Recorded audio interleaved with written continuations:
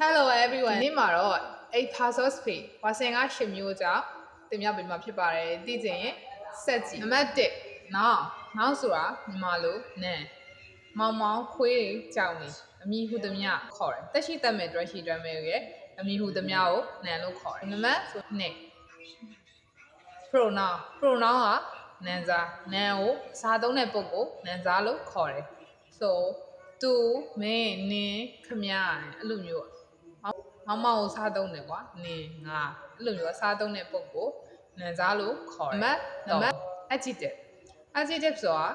နာမဝိသေသနနာမ်ကိုအထူးပြုတဲ့ပုဂ္ဂိုလ်နာမဝိသေသနလို့ခေါ်တယ်မြန်မာလိုမှာဆိုရင် so အရက်ရှိရဲ့လူအရက်ပူတဲ့လူတောနဲ့ဆုံးတယ်ပိန်တဲ့သူဝါတဲ့သူပိန်တော့ဝါတော့အဲ့ဒါတွေအကုန်လုံးက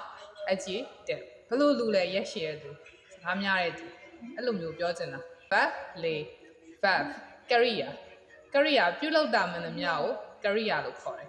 စကားပြောတယ်နားထောင်တယ်စာရေးတယ်လမ်းလျှောက်တယ်စလို့ဆိုရင်သိနေဆုံးရင်ကရိယာ verb လို့ခေါ်တယ်နံပါတ်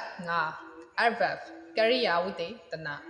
ဆိုခုနကနာမဝိသေသနလို့ပဲကရိယာဝိသေသနဆိုတာလေကရိယာကိုအထူးပြုတဲ့ပုဂ္ဂိုလ်ကရိယာဝိသေသနလို့ခေါ်တယ်ပါတယ်လေကျေလောင်စွာစကားပြောတယ်စကားပြောတယ်ကိုတော့အထူးပြုတာကျေလောင်စွာဆိုတာနေကွေးစွာလမ်းလျှောက်တယ်ဘယ်လိုလမ်းလျှောက်တာလဲနေကွေးစွာလမ်းလျှောက်တယ်ရှင်းပြောရရင်စွာနဲ့စုံတဲ့ဟာတွေကိုကရိယာဝိသေသနလို့ခေါ်တယ်အင်္ဂလိပ်လို့ဆိုရင် ly နဲ့စုံတဲ့ဟာတွေက adverb နံပါတ်6 preposition ဝိဘတ်လို့ခေါ်တယ်မြန်မာလိုဆိုရင်ဘာလဲ in on at under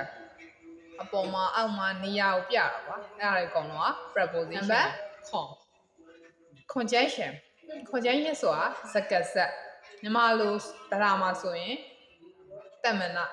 စကားဆက်ပုတ်ချင်းချင်းကိုဖြစ်စေဝကြချင်းချင်းကိုဖြစ်စေဆက်ဆက်ပေးတဲ့ပုဂ္ဂိုလ်တမနာလို့ခေါ်တယ်ဘာလဲ batch or so etc အများကြီးရှိရကွာအဲ့ဒါတွေအကုန်လုံးက conjunction စကားဆက်နောက်ဆုံးနံပါတ်8 interjection ကအာမေဒိတ်ဆိုတာရုပ်တရက်လမ်းလို့ထွက်ပေါ်လာတဲ့စကားလုံးမျိုးအာမေဒိတ်လို့ခေါ်တယ် oh my god wow